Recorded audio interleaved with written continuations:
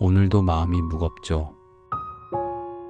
가족이니까 끝까지 붙들어야 한다고 오늘도 스스로를 다그치셨나요? 지금은 잠깐 주방 불을 살짝 낮추듯 마음의 불을 내려놓고 제 옆에 앉아보세요. 당신이 나쁜 사람이어서가 아니라 오래 버텨온 사람이라서 이렇게 지친 겁니다. 스님은 이렇게 말씀하셨어요. 인연은 밀면 멀어지고 놓으면 제때 온다. 미워해서 놓는 게 아니라 나와 그 사람을 다치지 않게 하기 위해 놓는 겁니다. 오늘은 가족이라도 놓아야 하는 순간을 3가지 이야기로 풀어보겠습니다. 첫 번째 이야기입니다. 어느 날 한 분이 조심스레 찾아오셨어요.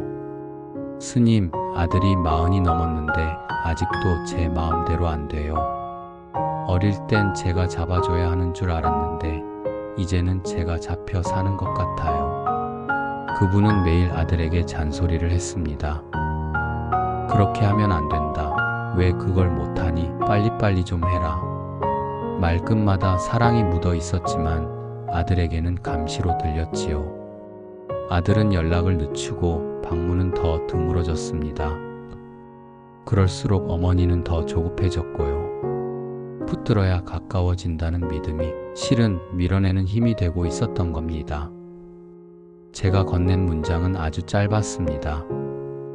엄마는 내가 잘 되길 바란다. 지금은 엄마가 한 발 물러설게. 내가 도와달라 할 때 그때 기꺼이 갈게.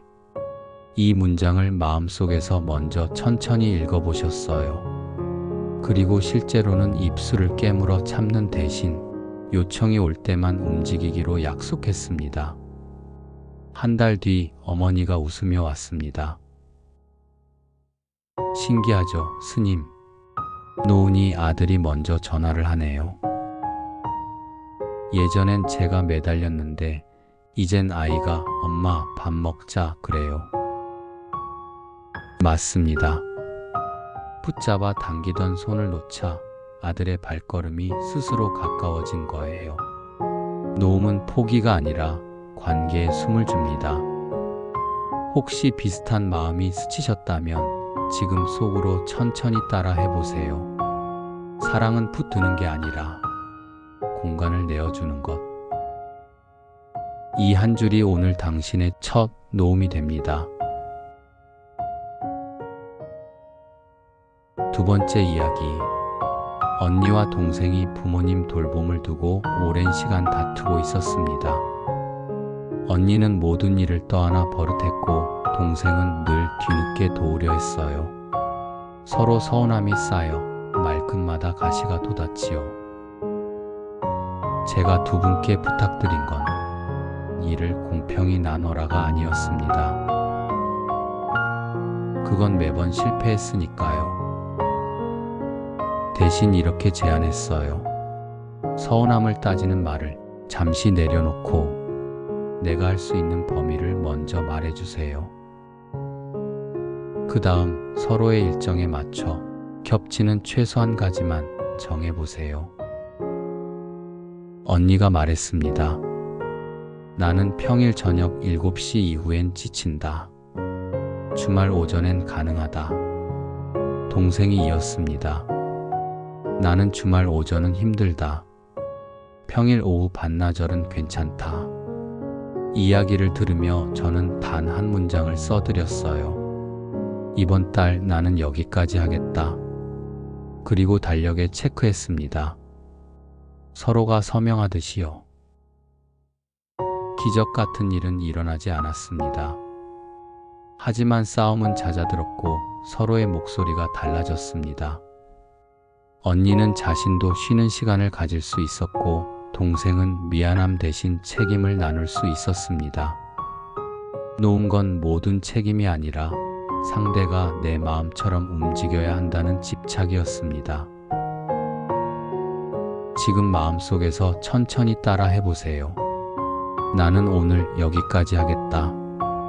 이 문장은 내가 무너지지 않게 지켜주는 가장 단단한 울타리입니다. 세 번째 이야기. 오랜 세월 함께 살았지만 말이 엇나가기 일수인 부부 이야기입니다. 스님, 저는 말을 잘못하는 사람인가 봐요. 제 속으로는 고맙다였는데 입 밖으로 나오면 왜 이제야가 되네요.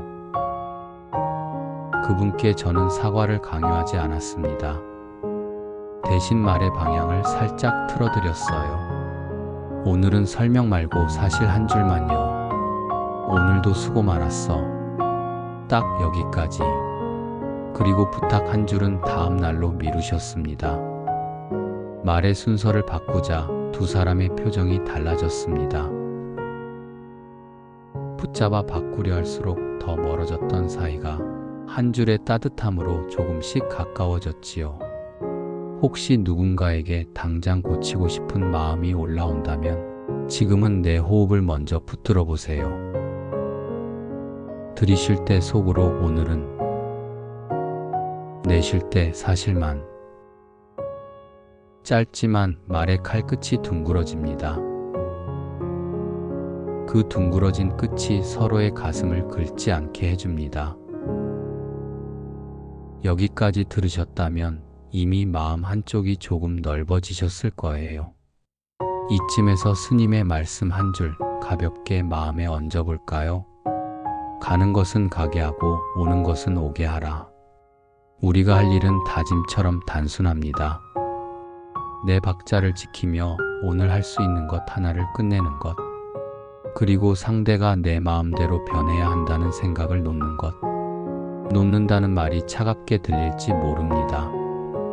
하지만 진짜 놓음은 냉정함이 아니라 자비입니다. 상대를 위해서가 아니라 먼저 나를 다치지 않게 하기 위해서. 지금 여기에 앉아있는 당신에게 작은 연습을 하나 제안할게요. 오늘 놓을 것 한 가지, 오늘 지킬 것 한 가지. 종이에 이렇게 적어보세요. 놓을 것, 오늘은 잔소리 한 줄 미루기. 지킬 것, 고맙다는 말 한 줄 먼저 건네기. 말은 짧게, 뜻은 분명하게. 이 두 줄이 오늘 당신을 가볍게 합니다. 혹시 마음 한켠에서 이런 속삭임이 올라오나요? 그래도 가족인데 이러다 관계가 끊어지면 어떡하지? 그 마음 알아요. 그래서 우리가 놓는 건 사람이 아니라 방식입니다. 붙들어 매던 손을 내려놓고 부드럽게 서 있는 방식으로 바꾸는 것. 말을 덜고 한 줄의 온기를 더하는 것. 요청이 올 때 움직이고 내가 무너지지 않는 선을 미리 정해두는 것. 이것이 놓음의 생활 버전입니다. 물론 예외가 있습니다. 상처가 반복되고 언어적, 신체적 폭력이 이어진다면 그때의 놓음은 거리 두기이고 도움 요청입니다. 당신의 안전이 최우선입니다. 자비는 상대에게만 베푸는 것이 아니라 나에게 먼저 건네는 것이니까요. 이제 오늘을 마무리하는 작은 의식을 함께 해볼까요? 손을 가슴 위에 올리고 눈을 천천히 감습니다. 숨을 코로 들이쉬고 길게 내쉽니다. 속으로 아주 조용히 되뇌어 보세요. 나는 오늘 여기까지. 붙들던 마음은 내려놓고 내 자리를 지킨다. 오는 건 오고 가는 건 가게 둔다. 좋아요. 어깨를 툭 하고 내립니다. 따뜻한 물 한 컵을 천천히 마시며 혀끝에 온기가 도는 걸 느껴봅니다. 그 온기가 가슴으로 어깨로 번져가는 동안 오늘 하루 동안 나를 붙들고 있던 딱딱한 생각이 조금씩 풀릴 거예요. 혹시 떠오르는 얼굴이 있나요? 그 얼굴에게 마음속으로만 한 줄 건네봅니다. 당신의 길이 있듯 나의 길이 있습니다. 당신이 필요할 때, 내가 갈 수 있을 때, 그때 만나겠습니다. 이 한 줄이 거리를 만드는 게 아니라 숨을 만들어 줄 거예요. 숨이 있어야 다시 말을 건넬 수 있습니다. 숨이 있어야 다시 웃을 수 있습니다. 오늘 이야기를 마치기 전에 꼭 남기고 싶은 말이 있습니다. 가족이라고 해서 모든 것을 다 품어야 하는 법은 없습니다. 가족이기 때문에 지금 당장은 멀찍이 서야 하는 때가 있습니다. 그 거리가 포기가 아니라 돌봄이 되도록 말 한 줄과 행동 한 가지를 바꿔보세요. 붙들던 손을 잠시 내려놓으면 우린 비로소 서로를 제 모습 그대로 바라볼 수 있습니다. 여기까지 함께 하신 당신 참 잘 오셨습니다. 지금 이 순간도 당신은 충분히 애쓰고 있습니다. 그 사실 하나가 오늘 밤 당신의 등을 다독여 줄 겁니다. 좋아요, 댓글은 큰 힘이 됩니다. 구독하시면 더 많은 마음 치유 콘텐츠가 이어집니다. 댓글에 오늘 놓을 것, 오늘 지킬 것 한 줄씩 남겨주세요. 당신의 한 줄이 다른 이들의 밤을 밝혀줄지도 모릅니다.